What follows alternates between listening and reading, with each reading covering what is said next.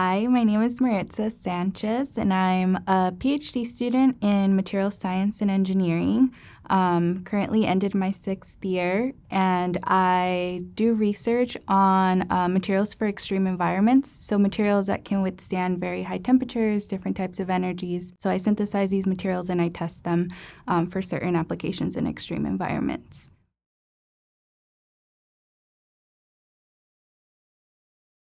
I grew up in California, in a smallish city called Fontana. It's about 50 to 60 miles east of Los Angeles. And so growing up was a little bit difficult. I am a Hispanic first generation student in school. So my first language was Spanish, and I started first grade in Fontana. So it was very different trying to get adjusted to the culture of speaking the language in English, and then also the different types of people that I was meeting that might have been a little bit different from what I was used to growing up. And so that was a little bit hard. But regardless, my parents, they always were very strong and strict about education. So I think that really helped me in trying to focus in my academics and try to do well in school. And because I think Spanish was my first language, I kind of gravitated more towards math because it just seemed easier, because math is the same in Spanish or English. So I think I understood it a lot better than trying to take English classes and history and that kind of stuff. And so I think since very early on, I kind of just gravitated towards math. I did really well in math, and I kept that throughout going into high school and beyond in college, which I think kind of contributed to me being an engineer was the fact that I really like math and I really like science. So I just continued doing that because it all made sense to me, even as a small child. But yeah, growing up was nice. I have a big Hispanic family. I have over 60 plus cousins. And so we would always travel to Mexico and spend Christmas with giant family reunions, which was really nice because I still got connected to my culture, and then visiting family members in the US too. So it was always family oriented too, which was really nice. And so even when I went into college, that first year was a little bit rough because I didn't realize just how much family-centered I was. So I, being a small teenager trying to go and get the college experience, I was I really want to go far away and have the whole college experience, live in a dorm and do all these things. But then when I got there, I got really sad because I was oh man, I really miss my parents and my family. I didn't realize that every Sunday we would always go out to eat and spend together. And so being there, it felt a little bit isolating. But, trying to find a new community in college and stuff to keep that sense of family and having people there for you to help you out, even if you are far away from your family.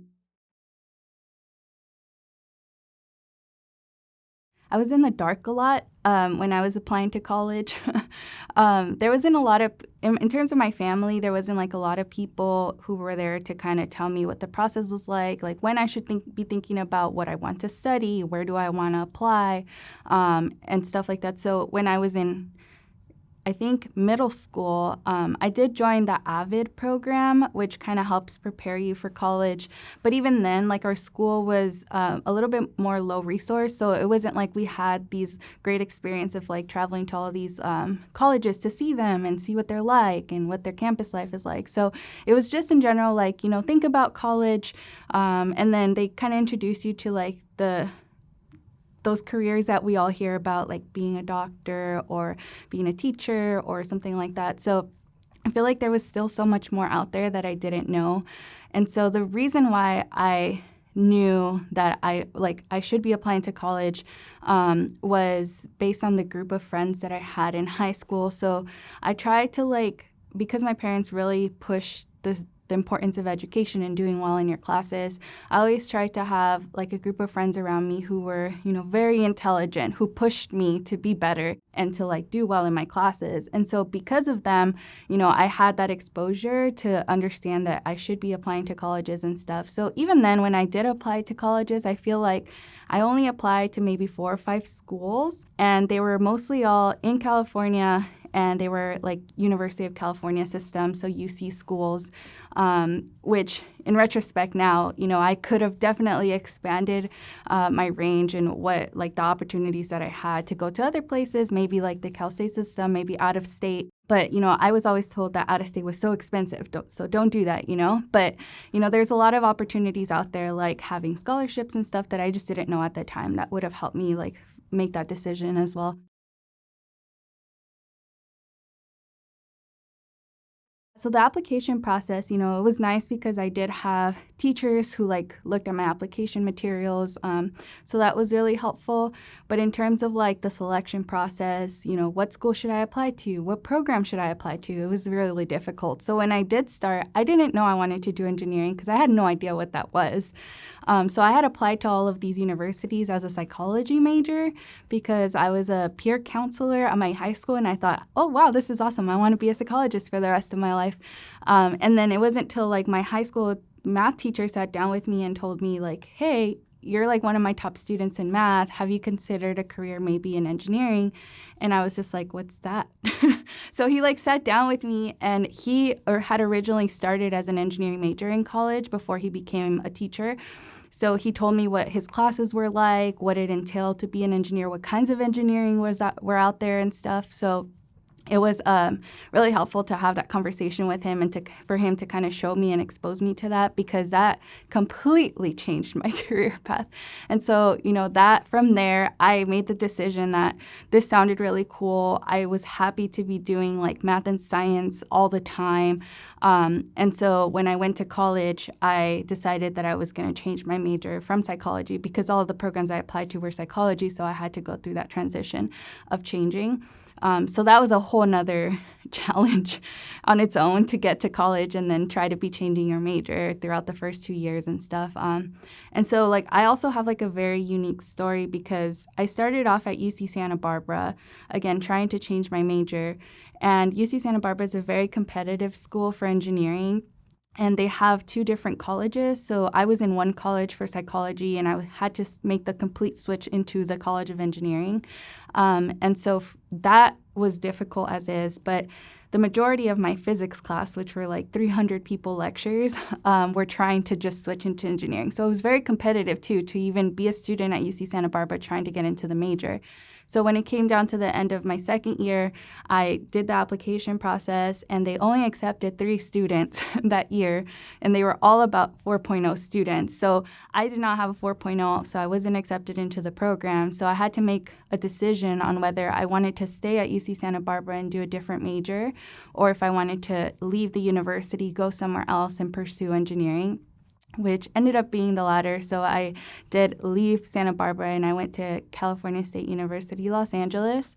And that decision was really hard too, I think, because a lot of people kind of looked down upon the transition from a UC to a Cal State, which in the moment I didn't know.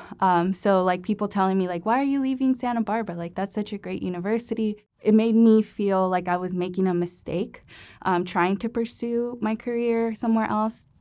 But in the end, it was an amazing opportunity. I got to Cal State LA.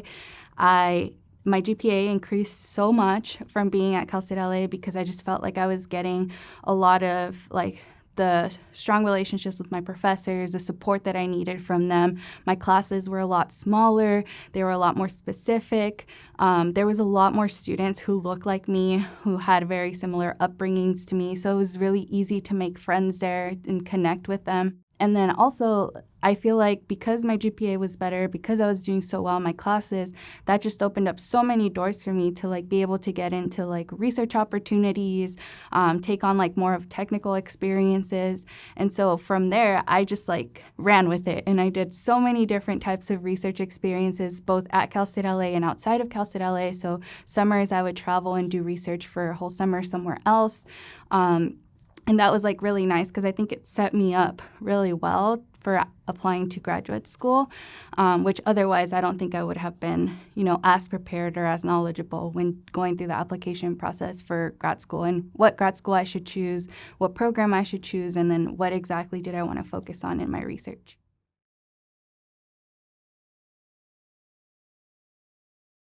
I actually had a lot of friends who did go into industry. It is very common when you major in engineering to kind of just do the bachelor's or maybe do a master's program and then work in industry because it is very design focused and, you have already a lot of the skills that you need for industry to be able to do those projects. For me, I think it was the freedom I had in terms of like my creativity. And so when I was a part of research projects as an undergraduate, I just felt like I was always growing and I always learned and I was always able to contribute, my own ideas to the project. And so there was a lot of like wiggle room for like, we can do this instead or we can try this, which I really liked. I like that freedom. I don't think I do well under like very strict like, project like steps, So for me, like having that flexibility to be able to just like do what I like and contribute to the project with my own ideas, I think that was the biggest thing. I get bored really easily, like very bluntly. So like being a part of these projects, like I never got bored. So that was really nice. And I wanted to be a part of something like that. And so that's why I kind of chose graduate school. I felt like I needed to learn more. And I love learning. So I wanted to be in a place where it allowed me to do that. And then I also wanted to like contribute to these kinds of projects and not kind of be in a job position where, it was very routine. And so that, for me, was like one of the biggest contributors to choosing to go to graduate school and do the PhD. I still think, even at this point, I still have a lot to learn. So, like, I think at every step that I get in terms of my career, I just realize how much I don't know, and I want to, like, learn more about that. So, even now, like, I'm trying to, so, like, my career goal is to be a faculty member and be able to still, do some research, but also focus on the teaching side. But still, that will allow me to still be learning, not just, like, in terms of my own research, but also learning from my students and doing all of that growth academically as well. So I think that's like a mission for me, I guess, to always be learning, like a life goal, to always be learning and be in a place where it's challenging me to like keep growing as a scholar and as a person. So yeah, that's kind of why I chose to go to graduate school.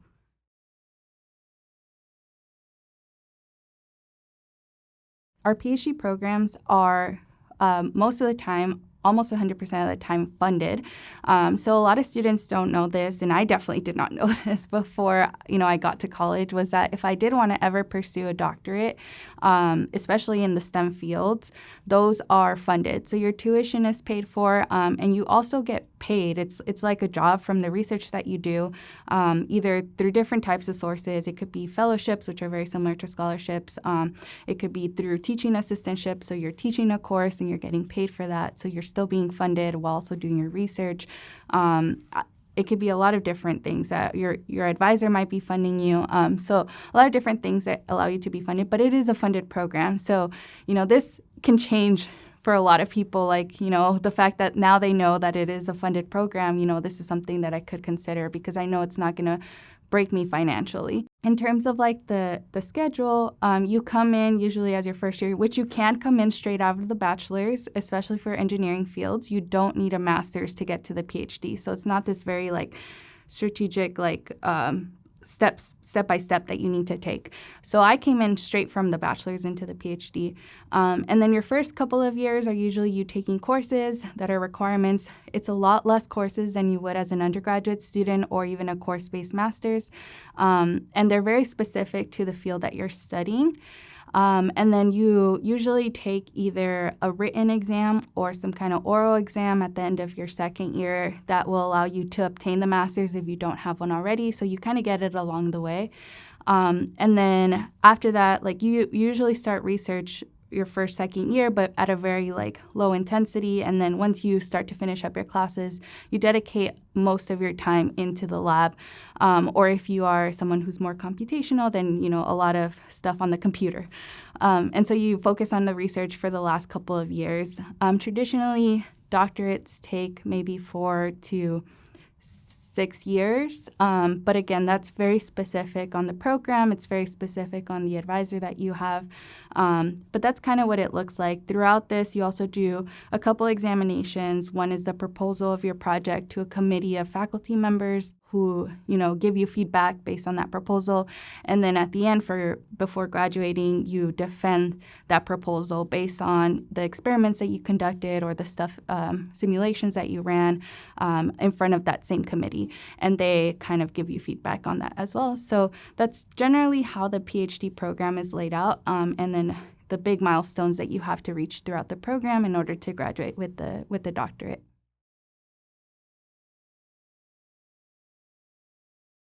The general field is material science and engineering. The good thing about material science and engineering is that it's very broad, so it can be applied literally anywhere. We see materials everywhere in the world. So you can think of materials in a biomedical sense. So when we're thinking about technology that we use in hospitals, you can think about it in terms of aerospace, so planes that fly in the sky, or even space exploration, so some of the rockets that we see going into space. And you can think about it for different types of areas. So that's the really nice part. My specific area focuses more on aerospace type applications and energy applications. And so I look at a very specific type of material, which is called ceramics. Generally, we divide and categorize materials into 4 different types, which is metals, so we all see that in the world. Polymers, which are plastics, like an example is like a plastic bottle where you drink water. Ceramics, which in our everyday life we think of maybe as the coffee mug that you drink your coffee out of. And then composites, which are a combination of these 3 other types of materials. So mine specifically focus on ceramic materials. And the very nice thing about ceramic materials is that they are high temperature materials in general, which is, again, why we use it for a coffee mug for our coffee, because we have hot coffee. We don't want to put that in, a plastic container. Want to use something that is not going to, undergo a chemical reaction or melt or anything like that when we expose it to these high heats. The ones I look at are even higher temperature. So we make very specific compositions utilizing the periodic table of elements to create new materials that can withstand very high melting temperatures, typically above 2,000 degrees Celsius. And those materials are very special because, you can utilize them to help advance technology in certain fields. So we can make faster planes. We can make we can utilize different forms of energy where before we didn't have materials that can withstand, these different types of energies. And we can make different types of rockets that will allow us to go into different environments within space. And so this is kind of what my research focuses on. There's a lot of different things that you can do to manipulate materials to change the way that they behave at the larger scale. And so we look at these different things and how we can change maybe the size of the particles that we're looking at, the shape of the particles that we're looking at, and then see how that overall changes the behavior of the material in terms of its mechanical properties or its thermal properties and stuff like that to make more efficient materials overall for these applications.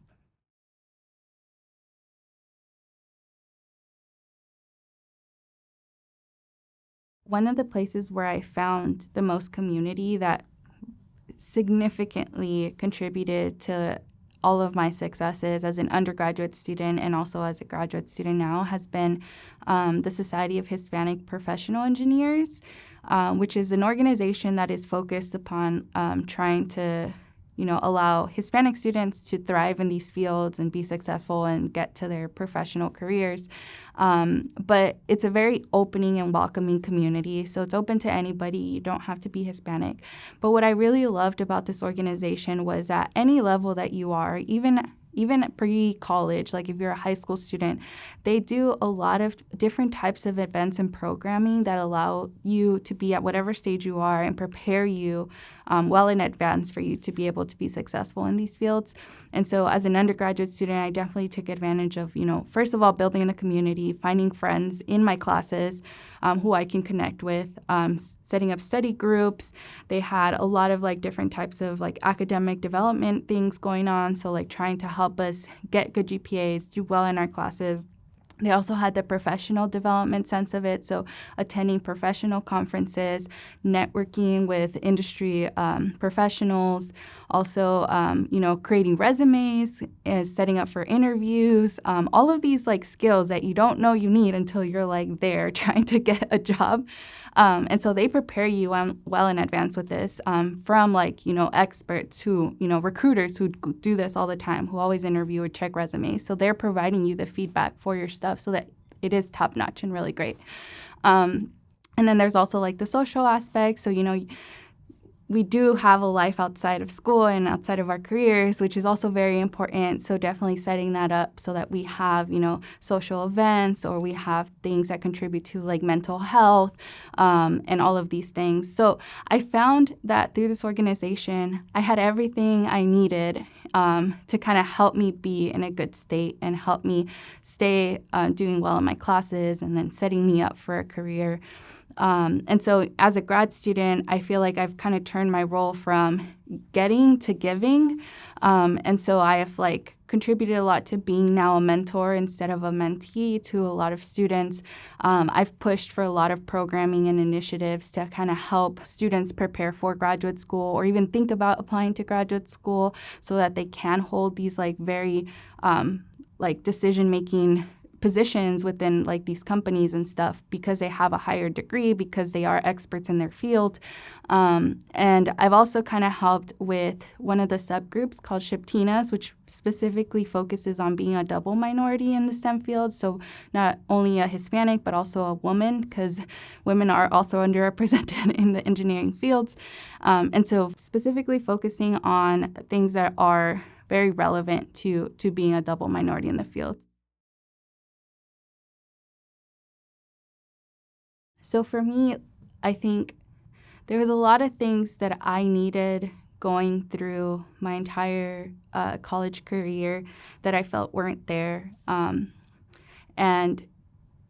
going through all these struggles, for me, it's always been important to not just obtain your own successes and do all these great things, but do all these great things and have all these successes so that other people can build on that.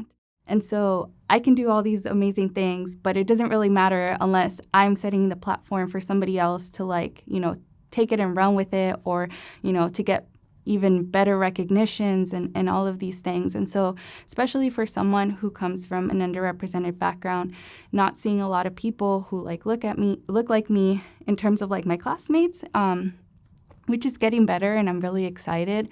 But that takes time, and it takes people contributing to that change and doing that. And that's kind of what I want to do. And then the representation just gets worse as you go up the field, up the hierarchy. So when you go from undergrad to graduate school, representation drops. When you go from graduate school to academia, representation drops. And so the fact that I've slowly been trying to reach all of these stages and being that representation for other students is really important to me. And so this is kind of why I wanted to stay in academia, and I wanted to be in a university that's very student-focused to do all these things, because I feel like that's where I have that's where I can contribute the most change and touch the most lives. Because for me, it really is all about trying to make it better and easier for, the generation that follows after me, because diversity enhances these fields. If I think back to myself and what advice I would give myself when I was younger, it definitely be, be proactive about your education, your career. There was a lot of times where I was afraid to ask for help. I was afraid to just even ask someone hey, do you have this opportunity available? I just felt like I wasn't in a state where I could do that. And so because of my fear, I didn't ask for help and I didn't ask for those opportunities. I didn't seek those opportunities. And so that once I started doing that, it just completely changed my life. And so I feel like if I would have started that a lot earlier on as an undergraduate, my there would have been a lot of different things that would have happened for the better in terms of like my college career and even getting to graduate school.